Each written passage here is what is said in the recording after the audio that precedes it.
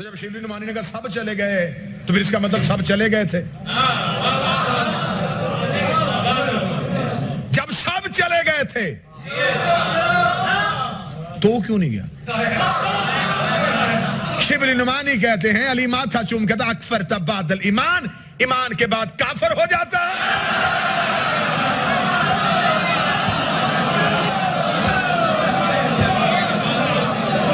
اس کا مطلب جو گئے اب وہ مسلمان نہیں رہے، وہ کافر ہو. ہم صرف لطف اندوز ہوتے ہیں ان قصوں سے، چونکہ ذاکروں نے قرآنی آیات کو انہی مقاصد کے لیے استعمال کیا ہے. غور و فکر و تدبر نہیں کیا ہم نے، صرف نعرے لگوانے کے لیے اور معزوز ہونے کے لیے ان مضامین کو استعمال کرتے ہیں. قصیدے بنائے ہوئے ہیں، مضامین بنائے ہوئے ہیں، بھاگ گئے، پھر نیچے مومن وجد میں آ جاتے ہیں وہ بھاگ گئے. افسوس کرو کہ بھاگ گئے، افسوس کا مقام ہے نہ کہ خوشی کا مقام. کتنا خوش ہوتے ہیں یہ بھاگ گئے. صحابہ بھاگ گئے، خوشی کی بات ہے. رسول اللہ اکیلے رہ گئے، یہ خوشی کی بات ہے. اور توجہ کریں، اس بھاگنے پہ، اس ترک میدان پہ اور اس عمل پہ قرآن کریم نے ایک ایسا راز بتا دیا، ایک ایسا سوال اٹھا دیا، ایک ایسا موضوع چھیڑ دیا قیامت تک کے لیے، تمام امت کے لیے، کہ جنگ احد میں تو رسول شہید نہیں ہوئے، بچ گئے. اللہ تعالیٰ نے محفوظ رکھا، حفاظت کی. اب اس پہلے اس سورہ آل عمران میں آیا 144 اس جنگ کا ذکر ہے. جنگ کے ذکر کے بعد آخر میں قرآن کریم میں اللہ تعالیٰ نے یہ سوال اٹھایا مومنین کے لیے، سب کے لیے، ہم آپ کے لیے. وما محمد صلی اللہ علیہ وآلہ وسلم الا رسول، محمد فقط رسول ہیں اللہ کے، فقط اللہ کے رسول ہیں.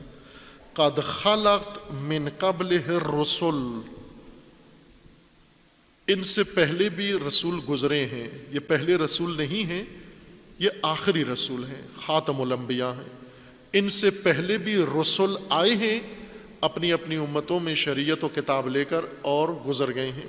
قد خلت، آئے اور گزر گئے. افا ان ماتا، آیا یہ رسول اگر وفات پا جائیں، موت آ جائے، او قتلا، یا قتل ہو جائیں، شہید ہو جائیں اسی جنگ احد میں، اگر شہید ہو جاتے رسول اللہ، انقلبتم علی اعقابکم، تم لوگ کیا کرو گے اگر رسول شہید ہو گئے؟ مانا کہ شہید ہو گئے. فرض کرو جو افواہ اڑی، اللہ تعالیٰ نے رسول اللہ کی حفاظت فرمائی، رسول اللہ وہاں دشمنوں کی اس زد میں حملے میں نہیں آئے، لیکن آخرکار وفات تو ہو گئی رسول اللہ کی اس دنیا سے. اگر اسی جنگ میں شہادت ہو جاتی، قرآن فرما رہا ہے کہ اگر وفات ہو گئی یا شہادت ہوئی، کہ ایک دن تو ہونا ہے یہ، انک میت و انہم میتون، اللہ تعالیٰ کا رسول اللہ کو فرمانا ہے کہ آپ نے بھی اس دنیا سے جانا ہے، سب نے اس دنیا سے جانا ہے. یہاں دنیا میں آئے ہی دنیا سے جانے کے لیے ہیں، اس لیے بھیجا گیا ہے. یہاں مقیم نہیں ہونا، آخر تک رہنا نہیں ہے کسی نے، سب نے جانا ہے دنیا سے. اب اگر رسول دنیا سے چلے گئے، رہبر دنیا سے چلے گئے، پیشوا دنیا سے چلے گئے، شہادت یا وفات کے نتیجے میں، انقلبتم علی اعقابکم، تم لوٹ کر واپس اپنی پچھلی حالت پہ چلے جاؤ گے. انقلبتم، پلٹ جاؤ گے، علی اعقابکم، اپنے عقب پر، سابقہ حالت پر.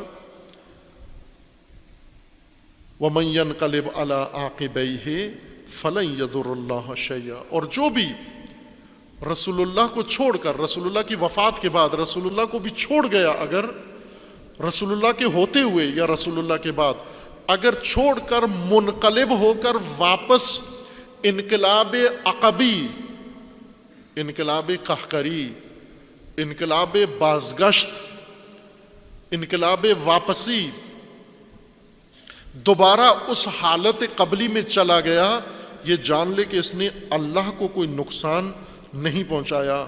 فَسَيَجْزِي اللَّهُ الشَّاكِرِينَ، اور خدا شاکرین کو، قائم رہنے والوں کو جزا دے گا۔ یہ قرآن کریم کا سوال ہے کہ اگر رسول اللہ شہید ہو گئے یا وفات پا گئے تو تم کیا کرو گے؟ واپس پلٹ جاؤ گے اپنے سابقہ عقبی پہلے نظام کی طرف؟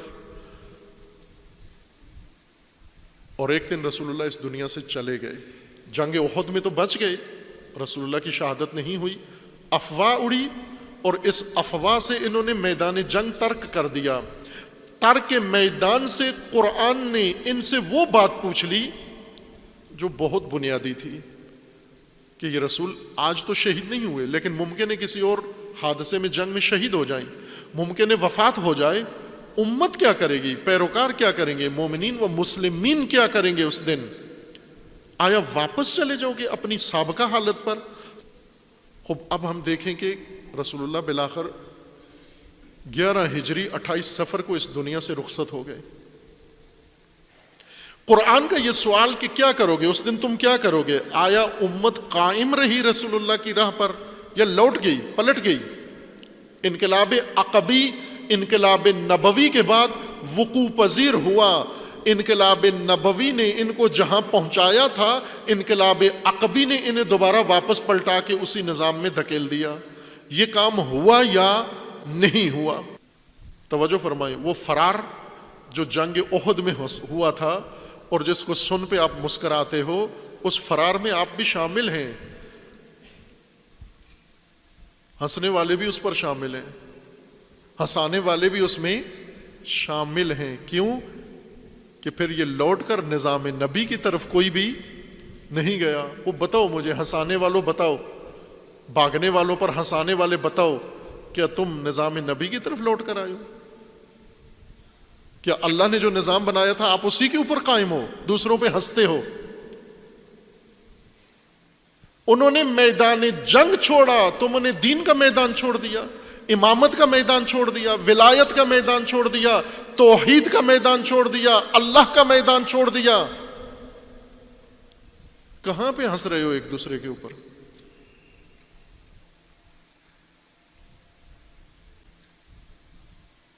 انسان دوسرے پہ ہنسنے سے پہلے کہتے ہیں اپنے گریبان میں منہ ڈال کے دیکھ لے کہ ہم قائم ہیں اس کے اوپر۔ کہاں ہے وہ نظام اللہ کا جس کے بارے میں قرآن کہہ رہا ہے کہ نبی کی وفات کے بعد چھوڑ دو گے؟ چھوڑ دیا،